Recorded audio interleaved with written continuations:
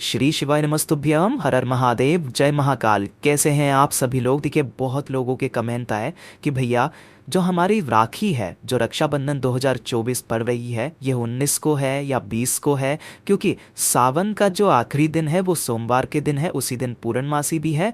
तो 19 अगस्त को राखी बांधी जाएगी या 20 अगस्त को राखी बांधी जाएगी? क्योंकि केवल और केवल दो त्योहार ऐसे होते हैं जिस समय में हमें भद्रा का जो समय होता है ना, वो बहुत ज़्यादा विशेष रूप से देखा जाता है।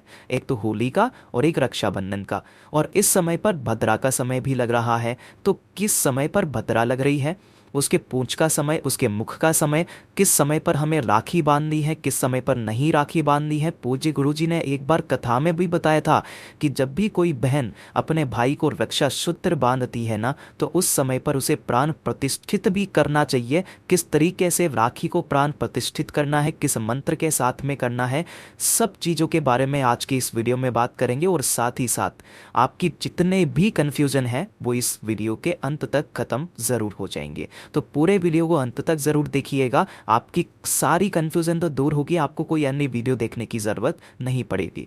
तो रक्षाबंधन किस दिन हमें मनाना है, 19 को या 20 को? भद्रा है भी या नहीं? शुभ मुहूर्त क्या है? पूजन सामग्री हमें क्या चाहिए? सबके बारे में बात होगी। सबसे पहले बात करते हैं कि ये जो दो त्योहार होते हैं, एक होली का और एक रक्षाबंधन का, जिसके अंदर जो भद्रा का हम प्रचलन लेते हैं, यानी कि जो भद्रा को देखा जाता है जिस समय में कोई भी शुभ कार्य नहीं किए जाते हैं। भद्रा है कौन?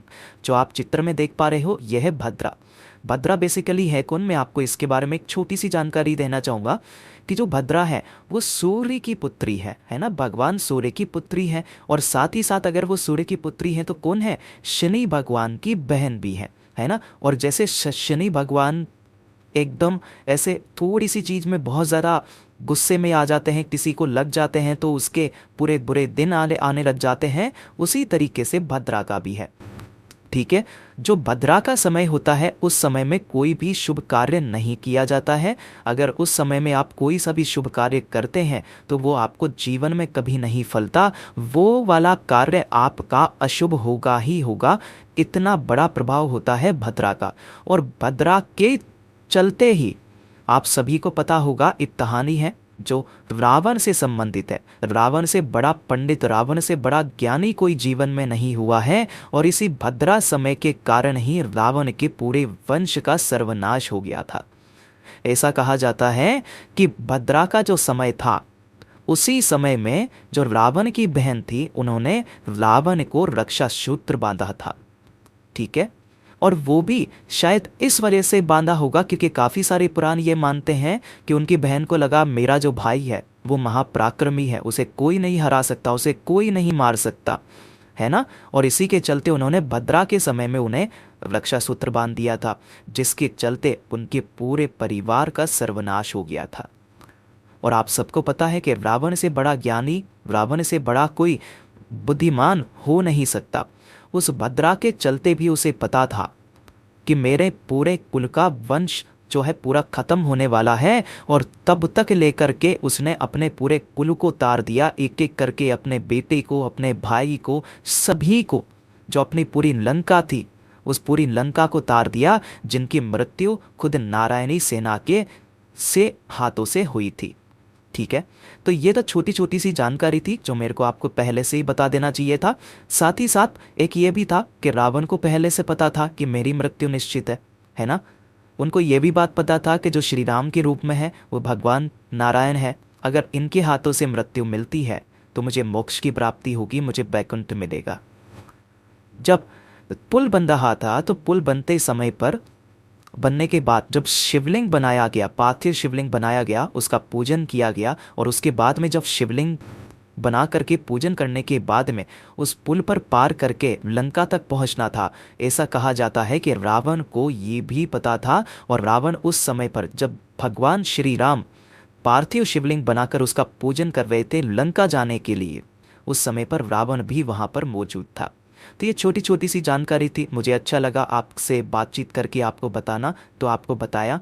अब आपको एक चीज़ ज़रूर बताना चाहूँगा कि ये जो रक्षाबंधन का त्यौहार है ये भाई बहनों का त्यौहार है।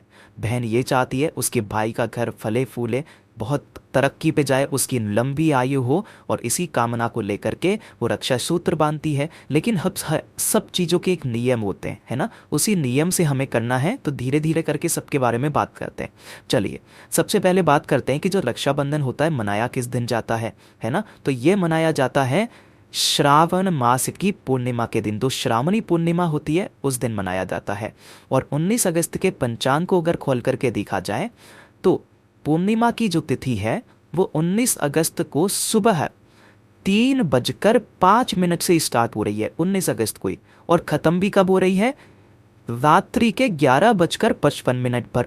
तो ये तो हो गया कि जब रक्षा सूत्र बांधा जाता है, रक्षाबंधन मनाया जाता है, वो श्रावणी पूर्णिमा के दिन ही मनाया जाता है, ठीक है।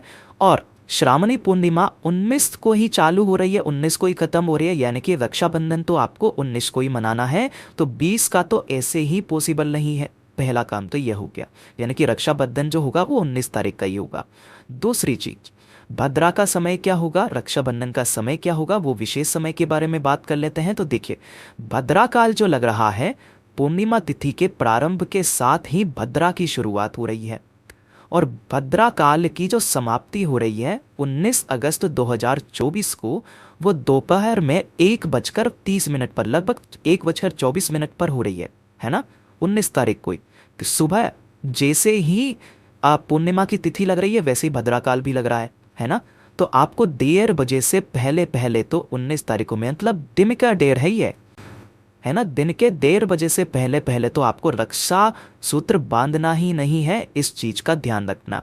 दूसरी चीज, जो भद्रा होती है ना उसको दो रूपों से देखा जाता है, एक भद्रा का मुख और एक भद्रा की पूंछ। इन दोनों का क्या मतलब है, ध्यान से सुनिएगा। भद्रा का जो मुख है ना ये सबसे ज्यादा अशुभ माना जाता है पूंछ से भी, और भद्रा मुख का जो समय है वो है सुबह 11:53 से लेकर के 12:37। इस समय पर भूल करके भी राखी मत बांध देना, क्योंकि ये भद्रा मुख का ही समय था जब रावण की बहन ने रावण को रक्षा सूत्र बांधा था।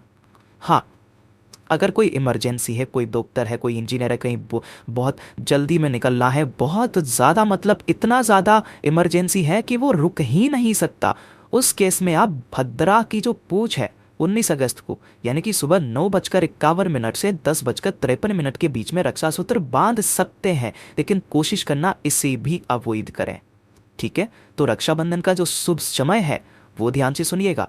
श्रावणी पूर्णिमा तिथि आरंभ हो रही है 19 अगस्त को सुबह 3:04 से, और तिथि का जो समापन हो रहा है इतनी बजे हो रहा है। राखी बांधने का जो शुभ मुहूर्त बताया गया है वो दोपहर में 1:30 बजे के बाद, ठीक है। और समापन कब है, रात्रि के 9:07 तक। ऐसा नहीं है कि आप रात्रि को 11:55 पर ही राखी बांधे, ऐसा नहीं है। यह है शुभ समय जिस समय पर आपको रक्षा सूत्र बांधना है, इस चीज का ध्यान रखना। अब जो मैंने आपको शुरुआत में बात की थी कि जब भी आप रक्षा सूत्र बांधते हैं उससे पहले कुछ एक नियम होते हैं, है ना, जिससे कि आपके भाई के लिए सबसे अच्छा होता है, उसका परिवार फलता फूलता है, उसकी लंबी उम्र होती है, वो जीवन भर आपका साथ देता है ना। तो रक्षा सूत्र को प्राण प्रतिष्ठित भी करना जरूरी होता है। तो सारी की सारी कंफ्यूजन ये तो दूर हो गई कि आपको 1:30 बजे के बाद में रात्रि को 9:07 से पहले पहले राखी बांधनी है, ठीक है।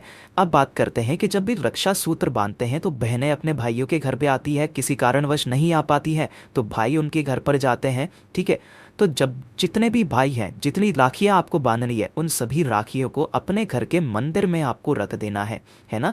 और अपने जो भी इष्ट हैं, भगवान है, उनसे आपको कामना करनी है, उनमें प्राण प्रतिष्ठा की कामना करनी है कि मैं आज इस रक्षाबंधन के त्यौहार पर मैं अपने भाइयों को ये रक्षा सूत्र बांधना चाहती हूँ, मेरे भाइयों के लिए ये बहुत अच्छा रहे, उनकी हमेशा जीवन में तरक्की मिले, लंबी आयु हो, ऐसी कामना करके थोड़ी सी आपको हल्दी, चावल, पुष्प लेकर के आपको इसको सिद्ध कर लेना है ना।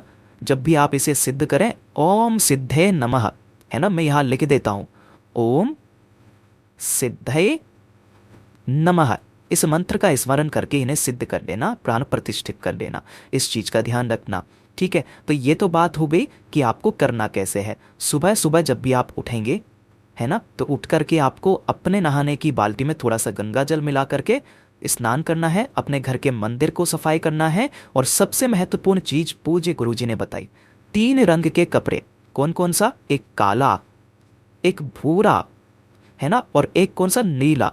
ये जो 3 रंग होते हैं ना, ये 3 रंग भद्रा के रंग होते हैं। भूलवश भी आपको इन दिनों पे इन वाले कलर को नहीं पहनना है, इन्हें टोटली अवॉइड करना है। आप पीला पहन सकते हैं, लाल पहन सकते हैं, हरा पहन सकते हैं, सफ़ेद पहन सकते हैं। ये अच्छे होते हैं और इनका शुभ कार्यों में भी इन्हें पहना जाता है। इन रंगों को थोड़ा सा अवॉइड करें क्योंकि ये भद्रा के रंग है। ठीक है, अब बात करते हैं कि जब भी आप अपने भाइयों को राखी बांधेंगी, है ना, तो रक्षा बंधन बांधते समय, रक्षा सूत्र बांधते समय आपको अपने भाइयों के हाथ में इस तरीके से नारियल जरूर देना है। इस नारियल के ऊपर मोली या कलावा 7 बार लपेटना है आपको, कुछ दक्षिणा रख करके अपने भाइयों को जरूर देना है। ठीक है, दूसरी चीज, जब भी आप अपने भाइयों को रक्षा सूत्र बांधें तो उस समय का जरूर ध्यान रखें। उस समय का ध्यान यह है कि जो भाई का मुख होना चाहिए, भाई का मुख वो या तो पूर्व दिशा की तरफ हो या फिर उत्तर दिशा की तरफ हो। ठीक है, भाई का मुख इसमें होना चाहिए जब आप रक्षा सूत्र बांधेंगे। और जो बहन का मुख होना चाहिए वो या तो पूर्व में हो या पश्चिम में हो। ठीक है, इस चीज का ध्यान रखना है आपको। खास करके आपका रक्षाबंधन बहुत अच्छे से बीते, आपका रक्षाबंधन बहुत अच्छे से आए, आपकी बहनें हो, बस मैं यही दुआ करता हूँ। जितनी जानकारी देनी थी उतनी जानकारी मैंने सब जगह से इकट्ठी करके आपको दी।